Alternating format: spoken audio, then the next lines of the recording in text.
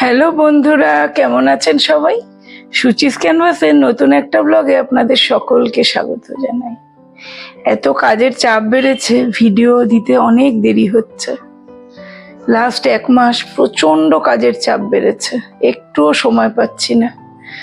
রান্না বান্নাও করছি না, ভিডিও শুটও করছি না, কিছুই করার সময় পাচ্ছি না। পুজো, ভাইফোঁটা, কালী পুজো সবই গেছে খুব ব্যস্ততার মধ্যে দিয়ে। তো যাই হোক, আজকে ভাবছি একটা নতুন কিছু বানাবো, ডিমের কিছু, খুব সহজ পদ্ধতিতে।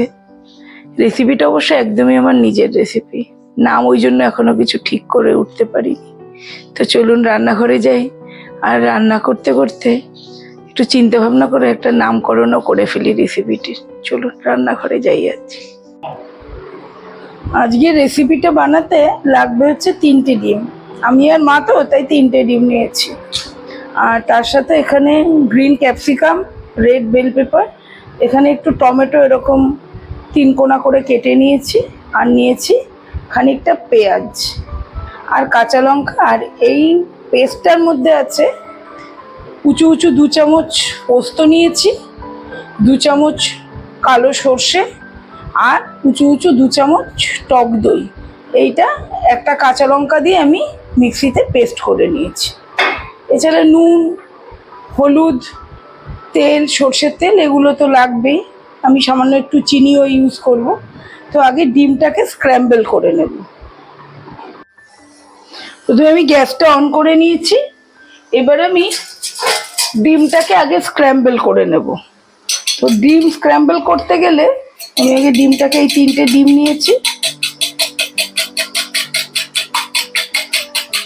ডিমটাকে আমি ভালো করে ফেটিয়ে প্যানে একটু সর্ষের তেল দিয়ে দিচ্ছি।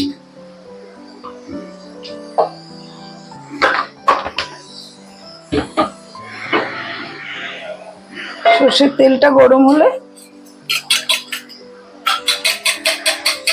ডিমটা ফেটিয়ে স্ক্র্যাম্বল করব, কিন্তু স্ক্র্যাম্বলটা একটু বড় বড় হবে, মানে বেশি ভেঙে আমি ছোট করে দেব না।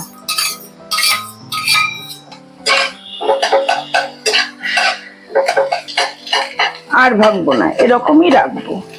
এবার এটা আমি প্যানে তুলে নিলাম। এর মধ্যে আমি আবারও একটু সর্ষের তেল দিয়ে দেব,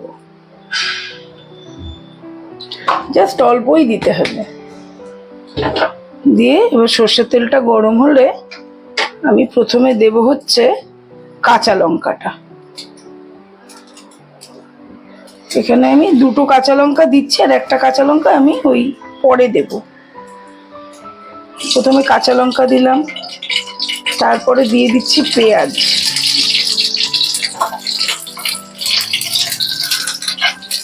জাস্ট একটু সতে করব, মানে ভাজা হবে না।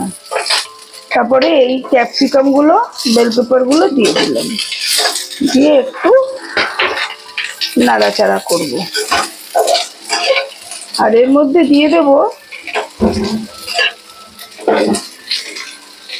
অল্প একটু নুন, আর বাকি নুনটা আমি আবার পরে দেব। মানে ভাজার জন্য যেটুকুনি নুন দরকার ওইটুকুনি দিলাম। আর সামান্য একটু হলুদ দেবো, হলুদ না দিলেও হয়। আমি এখানে দিচ্ছি 1 পিঞ্চ হলুদ।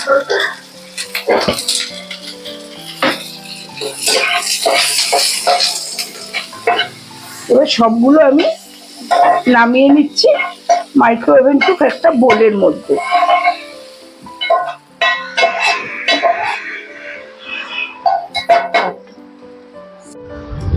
দেখুন, এই যে ডিম আর এই সবজিগুলোকে একসাথে আমি মিশিয়ে দিচ্ছি। দিয়ে এর মধ্যে আমি এই সর্ষে, পোস্ত, টক দইয়ের বাটাটা আমি দিয়ে দিলাম। তার সাথে দেব একটু সামান্য নুন,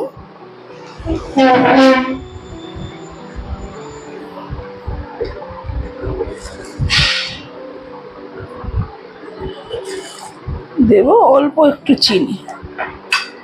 এবার এটাকে একটু ভালো করে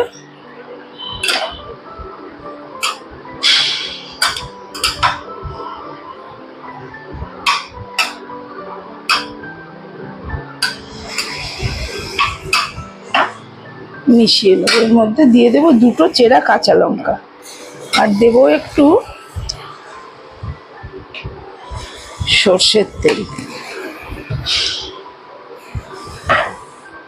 এটা দিয়ে আমি এটা মাইক্রো করব, মানে ভাপিয়ে নেব। এবার আমি মাইক্রো ওভেনে এই বোলটাকে শিফট করে দিলাম, আর মাইক্রো ওভেনের এটা মিডিয়াম পাওয়ারে দেব। এটা হচ্ছে হাই, তারপরে হচ্ছে এটা হচ্ছে হাই মিডিয়াম, এটা হচ্ছে মিডিয়াম 80। এটা যার যার যেমন আছে সেরকম অনুযায়ী আমি এটা 6 মিনিট দেবো। 1 2 3 4 5 6 ব্যাস, দিয়ে আমি এটাকে অন করে দিলাম। 6 মিনিট পরে এটাকে নামিয়ে নেব। আর আপনারা যদি এটা মাইক্রো ওভেন ছাড়া করতে চান, তাহলে এটাকে একটা স্টিলের টিফিন বক্সের মধ্যে নিয়ে টিফিন বক্সটা ঢাকা দিয়ে আপনারা প্রেসার কুকারেও একটা হুইসেল দিয়ে রাখতে পারেন। প্রেসার কুকারের মধ্যে জল দিয়ে টিফিন বক্সটা বসিয়ে, বা একটা ডেকচির মধ্যেও জল দিয়ে ওটাকে ভাপিয়ে নিতে পারেন।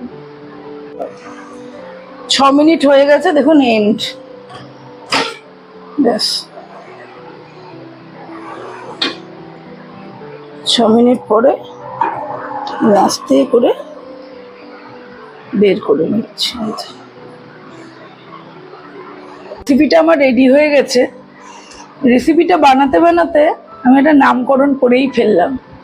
এটা দেখতে বেশ রঙ্গোলির মতন লাগছে, বেশ কালারফুল, তাই এটার নাম হচ্ছে রঙ্গোলি ডিম বা ডিমের রঙ্গোলি। যাই হোক, ডিমের রঙ্গোলিটা শুনতে বেশি ভালো লাগছে, খেতেও আশা করি ভালোই হবে। আপনাদের যদি আমার এই রেসিপিটি ভালো লেগে থাকে, তাহলে লাইক, শেয়ার, কমেন্ট এবং সাবস্ক্রাইব করার একটা অনুরোধ রইল। সবাই ভালো থাকবেন, সুস্থ থাকবেন। দেখা হবে সুচিস ক্যানভাসের পরের একটি নতুন ব্লগে। টাটা।